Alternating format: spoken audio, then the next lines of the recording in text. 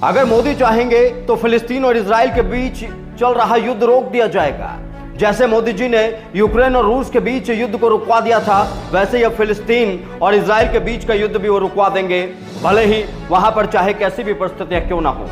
ये बात मैं नहीं कह रहा, ये बात हमारे देश का मीडिया कह रहा है और हमारे देश के वो टॉप चैनल्स कह रहे हैं जो दिन रात सरकारी चाटुकारिता में व्यस्त रहते हैं।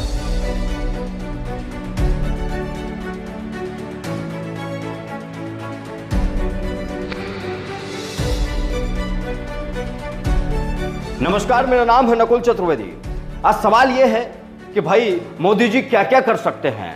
मोदी जी पाकिस्तान को धूल चटा सकते हैं, मोदी जी रूस और यूक्रेन का युद्ध रुकवा सकते हैं, और तो और आप तो मौजूदा दौर में जो इजराइल पर हमास ने बमबारी की है, हमास ने जिस तरीके से इजराइल पर हमला किया है, अब तो मोदी जी उस युद्ध को भी रुकवा सकते हैं। यह हमारे देश के मीडिया ने बताना शुरू कर दिया है।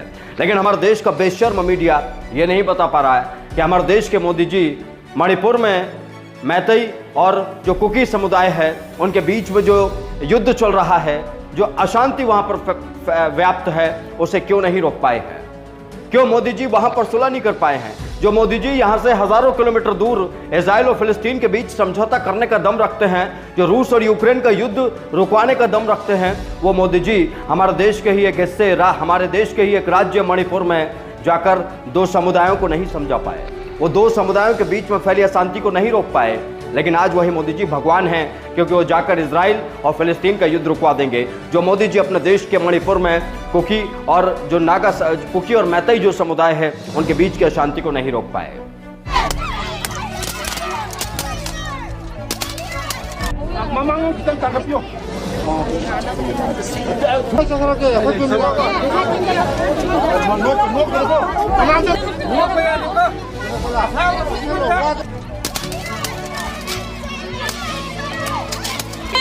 ये सवाल इसलिए पूछना पड़ रहा है कि भाई जो अपने घर में फैली अशांति को नहीं रोक सकता, वो बाहर की अशांति को कैसे रोक रहा है। अभी शाम को आपको पाठशाला में सुशांत सिन्हा बताएंगे कि मोदी जी कैसे इजराइल और फिलिस्तीन के जो युद्ध है उसमें निर्णायक भूमिका निभा रहे हैं।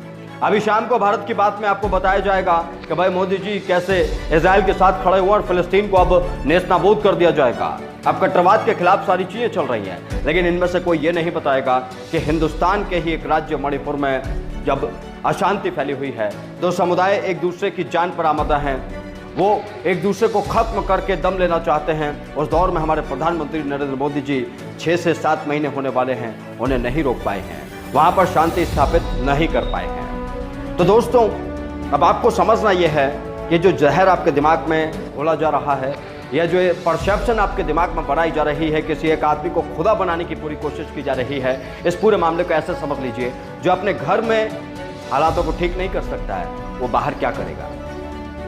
जो अपने घर में ये कहता है कि भाई मुझे डर लग रहा है, इस देश का प्रधानमंत्री हूं, लेकिन मैं जब पंजाब गया था ना, तो प्रधानमंत्री जी ने कहा था कि मैं आज बचकर आ गया हूं जिंदा।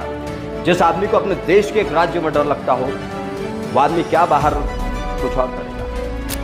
जो व्यक्ति अपने देश में फैली अशांति और महिलाओं के हक में नहीं खड़ा पाया हो, वो क्या फिलिस्तीन और इजराइल का युद्ध रुकवाएगा।